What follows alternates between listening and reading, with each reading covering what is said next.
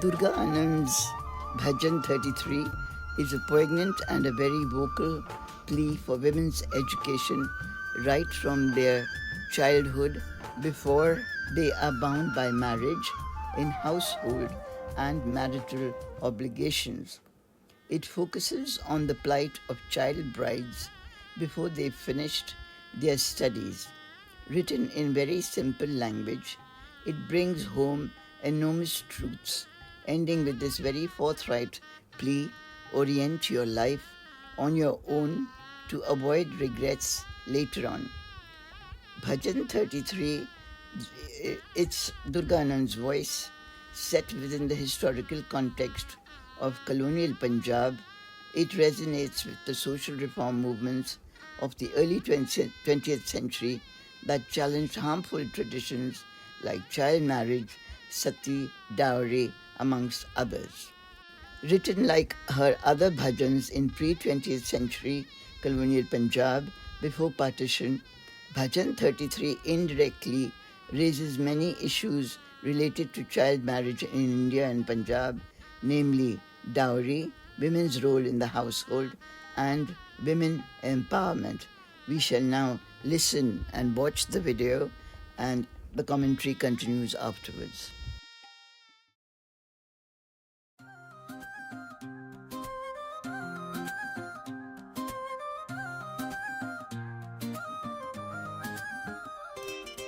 ਹੀਰ ਦੀਆਂ ਅੱਖਾਂ ਚੋਂ ਤਰ ਗਿਰਦੇ ਰਾਂਝਾ ਕਹਿੰਦਾ ਮੈਨੂੰ ਸੰਭਾਲ ਲੈ ਹੀਰ ਹੱਸ ਕੇ ਕਹਿੰਦੀ ਤੂੰ ਰਾਹ ਦੇਵੇ ਉਹਦਾ ਜਵਾਬ ਮੈਂ ਤਾਂ ਦਿਲ ਦੀ ਰਾਹ ਬਣਾਵਾਂ ਹੀਰ ਰਾਂਝਾ ਦਾ ਪਿਆਰ ਇਹ ਕਿੱਸਾ ਸਾਡਾ ਯਾਰ ਤੂੰ ਹੱਸਾਂ ਮੈਂ ਰੋਵਾਂ ਇਹ ਖੇਲ ਸਦਾ ਪਿਆਰ ਹੀਰ ਰਾਂਝਾ ਦਾ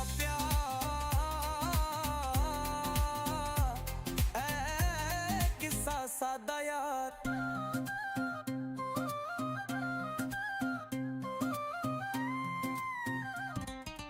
ਰਾਂਝਾ ਕਹਿੰਦਾ ਹੀਰ ਤੂੰ ਸਾਂਭ ਖੇਤ ਹੀਰ ਕਹਿੰਦੀ ਮੈਂ ਤਾਂ ਜੀਤ ਦੀ ਸਹਿਮੀ ਰਾਂਝਾ ਬੋਲਿਆ ਮੈਂ ਹਾਰ ਵੀ ਮੰਨ ਲਾਂ ਹੀਰ ਕਹਿੰਦੀ ਤਾਂ ਗੱਲ ਪਿਆਰ ਦੀ ਰਹਿੰਦੀ ਢੋਲ ਵੱਜਦਾ ਚਿਮਟਾ ਗੱਜਦਾ ਸਾਦਾ ਰੰਗਲੀਆਂ ਗੱਲਾਂ ਦਾ ਮੇਲਾ ਹੀਰ ਰਾਂਝਾ ਦਾ ਪਿਆਰ ਇਹ ਕਿੱਸਾ ਸਾਦਾ ਯਾਰ ਤੂੰ ਹੱਸਾਂ ਮੈਂ ਰੋਵਾਂ ਇਹ ਖੇਲ ਸਦਾ ਪਿਆਰ ਹੀਰ ਰਾਂਝਾ ਦਾ ਪਿਆਰ ਇਹ ਕਿੱਸਾ ਸਾਦਾ ਯਾਰ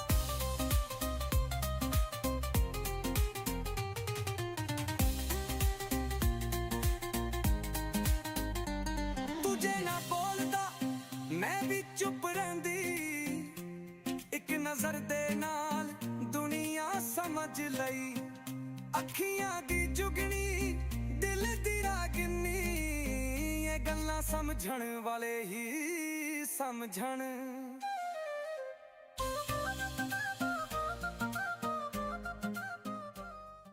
Arranged marriages were and are routine in India. Post Emperor Ranjit Singh's India, that is colonial Punjab. Ranjit Singh is between 13 November 1780 to 27 June 1839. So colonial Punjab was a mosaic of communities, Hindu, Sikh, Christian. It was a multicultural setup. Even if each community had specific marriage customs, there was this wider spectrum, an interfaith continuum, which mattered. Durga and which unfortunately broke up in 1947 with partition. Durga Anand was married at the age of 12 and came back later to her husband, our grandfather's home, maybe 3 years later. If child marriage was commonly accepted, some rules were drawn up by the colonial rulers regarding age of marriage in 1929. These laws tried to fix a certain child marriage age. Although the colonial state was reluctant to interfere in religious customs, fearing backlash. So social reform came largely through these hesitant steps. The age, so there are two acts which came into being during this period.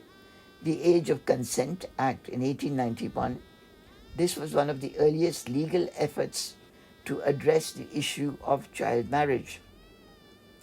The act raised the age of consent for girls from 10 to 12 years. While this act did not directly outlaw child marriage, it was a significant step towards recognizing the rights of children. The next important act was the Child Marriage Restraint Act in 1929, also known as the Sarda Act after its sponsor Harvilas Sarda. This was the first law specifically targeting child marriage in British India. The act set the minimum age for marriage at 14 years for girls and 18 years for boys. It was a significant move, though enforcement was weak due to societal resistance and lack of awareness. Post-1929 developments. After the Sarda Act, there were various efforts to increase awareness and strengthen the enforcement of the law. But child marriage remained prevalent, especially in rural and conservative areas. Child marriage is a complex subject under Indian law. It was defined, as I just said, by the Child Restraint Act and in 1929, which set the minimum age of marriage for females at 14 and males at 18. Now, since there are many communities in Punjab at that time and even today in India, things are always a bit delicate.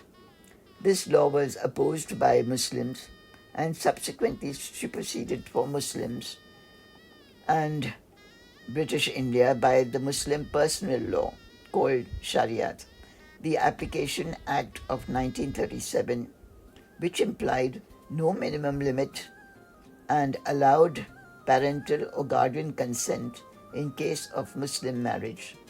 Muslims had their own personal laws, and reforms around age of consent were controversial across the board. Sikhs had the Anand Marriage Act, which was instituted in 1909. It is also known as the Sikh Marriage Act. This act recognizes and legalizes marriages performed through the Anand Karaj ceremony, a religious ceremony meaning blissful union.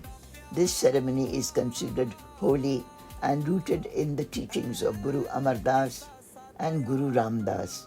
In this ceremony, the Guru Granth Sahib, that is the sacred book of the Sikhs, is kept in the center, and the couple circles around it 4 times, guided by Lavan hymns.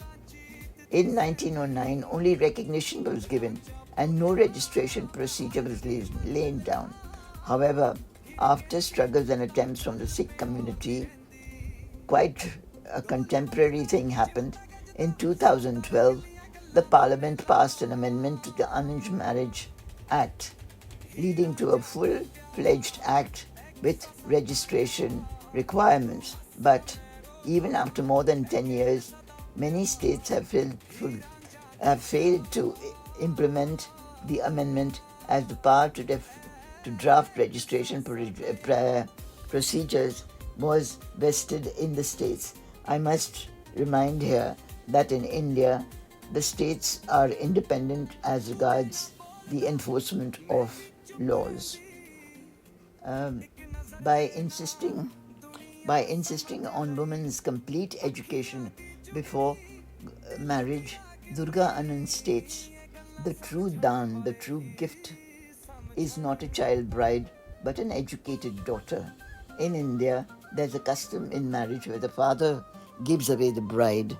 It's called Kanyadan, and Durga Anand has used this word very often in Bhajan 33. One or second last subject which I'm going to treat, which has been treated by our grandmother in her poem, and which I'm going to talk about now. Bhajan 33 touches largely upon a familiar aspect of Indian marriages, namely the dowry system, la dot, which designates parents' gifts to their daughter on their marriage. This can be a simple happening composed of clothes, jewels. It may extend to household utilities, depending on the social situation of the families. However, unscrupulous money grabbers can vitiate this custom. The payment of dowry has long been prohibited under specific Indian laws in post-colonial India, including the Dowry Prohibition Act 1961 and certain sections of the Indian Penal Code.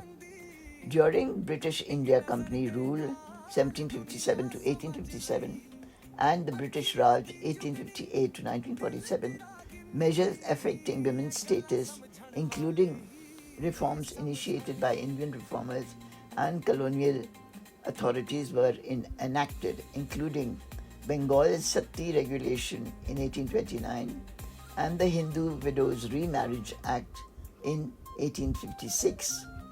The Hindu Widows Remarriage Act, passed on 16 July 1856, legalized the remarriage of widows in all jurisdictions of India under East India Company rule.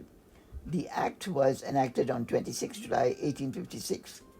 It was drafted by Lord Dalhousie and passed by Lord Canning before the First Indian War of Independence, also called the Sepoy Mutiny of 1857. The last point I shall finish my commentary with is compared to Durga Anand's loud and clear call at the end of the bhajan for women empowerment. It reminds us of impediments to women's equal inheritance and property rights till certain laws came into being. Married women were not legally entitled to own landed property until the passing of the Married Women's Property Act in 1870 and the Married Women's Property Rights Act in 1882. The Hindu Succession Act, which came much later, post-colonial India, in 1956, was a welfare legislation created to grant social upliftment to Hindu women by granting them equal inheritance right with absolute ownership. It was only following the Married Women's Property Act in 1882 that married women were given the rights to own their share of the family home. Our next video will concern the relationship between men and women within marriage and how Durga Anand perceived the status of women within marriage.